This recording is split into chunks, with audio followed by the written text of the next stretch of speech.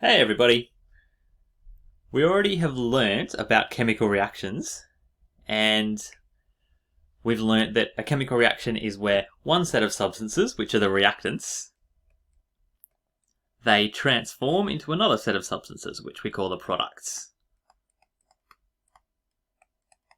So we have some reactants, whatever they are, they transform into a different set of chemicals called the products. What we're doing now, though, is we're zooming right down to the particle level and looking at what that means in terms of actual particles. So that's the focus of this video. So here's an example of what a chemical reaction looks like if we're looking at the actual molecules and the particles here. So we can see we've got, in this reaction, we've got one molecule reacting with another molecule. So these are the reactants. And they're combining together to make this molecule here, which is the product. And this reaction is actually the reaction of oxygen and hydrogen to make water. So we'll have a look at that in a second. But you can see that if we're looking in terms of the particles, what each atom is doing is the bonds between the atoms. So in this case, the bonds between these two atoms and the bonds between these two atoms, they're breaking. And they're making new bonds in this molecule over here, in the product.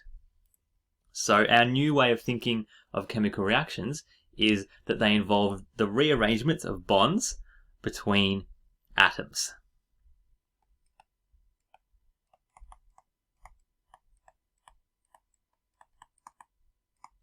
So chemical reactions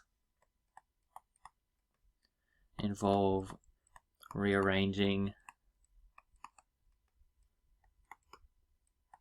the bonds between atoms. And of course we can still think of it as the bonds in the reactants, so then they're rearranging to make the bonds in the products. Or to make different bonds in the products. Alright, so the next thing we need to learn about is how to write chemical equations. So we've already learnt how to write word equations, where we list the reactants on one side and then we draw an arrow and then we write the products. But chemical equations are how scientists actually write chemical reactions because they show more information about what's happening. So here, like I said, this is the reaction of hydrogen and oxygen to make water. So I'll start here by writing a word equation. So we have hydrogen is one of the reactants, plus oxygen is the other reactant, and that makes water.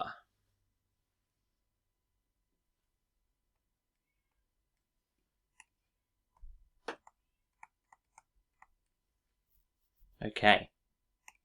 All we need to do to write a chemical equation, instead of a word equation, is just write the chemical symbol of each of these elements and compounds. So hydrogen, the chemical symbol for hydrogen is H2. And we can see here because hydrogen exists as a molecule of two hydrogen atoms. So we've got hydrogen plus oxygen, and oxygen also exists as O2. That's in the air that we breathe all the time.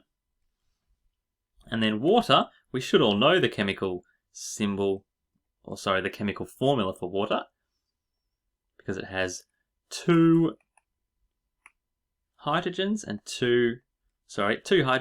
and one oxygen in its molecules. So water has the chemical formula H2O.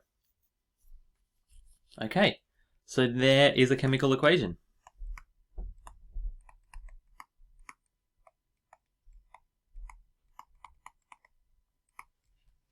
So let's practice a few more. Here's a chemical reaction where we have two reactants and they're making two products. So this reaction is actually, the yellow atoms here are sulfur atoms. So in this reaction we've got sulfur, we've got CS2, because the black atom is carbon,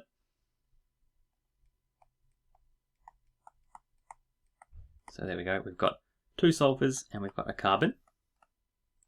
And then again, the red atoms here are oxygen. So we've got carbon sulfide is the name of that compound, and it's reacting with oxygen, which again is O2. And then it's making 2 different compounds, and we can see this compound is made up of oxygens and carbon, and then the other compound here is made up of sulfur and 2 oxygens. So this one here is actually carbon dioxide, a C and 2 O's. And the last one is a sulfur and 2 O's, which is called sulfur dioxide. So there's an example where we've got 2 reactants and they're making 2 different products. Alright, the final thing to remember is that lattice elements and lattice compounds can be involved in chemical reactions too. So this is an example of how table salt is made, if you have the right reactants. So to make table salt, well, here's table salt over here. To make table salt, you need chlorine gas, which you can see is made up of these molecules of 2 chlorine atoms. And then we need this lattice element here, which is sodium, which is a metal when it exists on its own. Okay, so if we were writing this as a word equation, we've pretty much done it. Chlorine gas plus sodium makes table salt, but to make a chemical equation, we need to write the chemical formulas. So we've got chlorine exists as Cl2, sodium exists as just sodium, and its chemical symbol's Na.